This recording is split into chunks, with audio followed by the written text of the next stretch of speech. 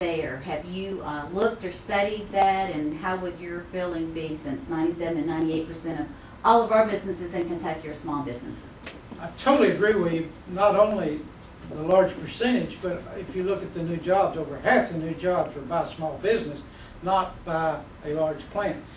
So yes, we do need to re-look at how we're helping businesses start. It's not near as exciting if you go help a small business owner and you create 2 jobs. But if you can do that with an infrastructure that you do that enough, it's a significant number of jobs. But nobody can go out and wave a great flag. So it's going to change the thought process of people across the state. But I totally agree with you that we need to be, whether it's through development of computers or technology, or it's helping train employees, or whatever it might be, or helping them slightly, it may be a 2,000 square foot addition on their building, and we could help them some way with that. So I think we need to look, probably tax structure would be one thing that we might look at in that regard. But we're not losing manufacturing jobs to China. We're losing manufacturing jobs to technology, that sort of thing. So we need to start dealing with that. I couldn't agree more. So we've got to dive into that.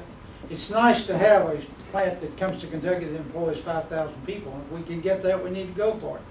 But if we can't, we need to do the hard work of a few jobs at a time.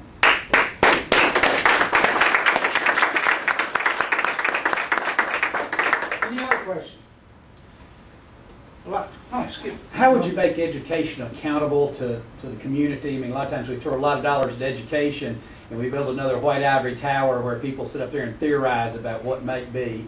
And if you hire these people, in technology business particularly, we try to hire those people, and they come to work and they can't perform. They've been taught a lot of theory, but they don't have any practical applications for what they're doing. As you know, this is not going to be an easy answer. And more money, I don't think necessarily. We've got to raise the standards for our teachers. I mean, to where we're producing teachers that understand business more. I would love to see a partnership to where there may be one semester where a teacher actually works in the business, just so they understand the free enterprise system. I mean, a profit and loss is a real thing. People need to understand that. But then there's also ways that we need to get business people involved in schools to mentor children, maybe even to mentor teachers, to where we can build that into the system that we're teaching that. And that will come hard. It's a lot of hard work. It's not going to be.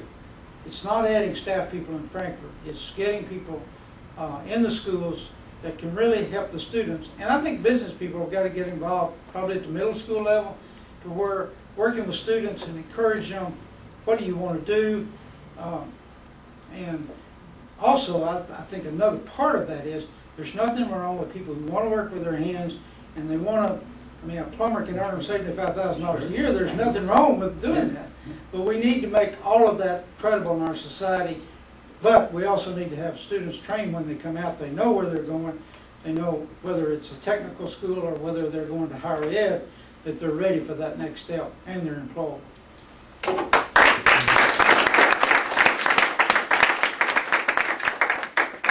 Any other questions? I encourage you to any chance you can, join us on the bus. I'm excited about it. It's a fun ride. A little different than what I'm used to in my Suburban, but we're going to have a good time with it. I really am looking forward to traveling across the state. It's totally different than building things, but we're going to build a better state that we all can benefit. And this race is not about me. It's not about the candidate for government. This is about kids and their grandkids and their standard of living. And that's what it's all about. Thank you very much.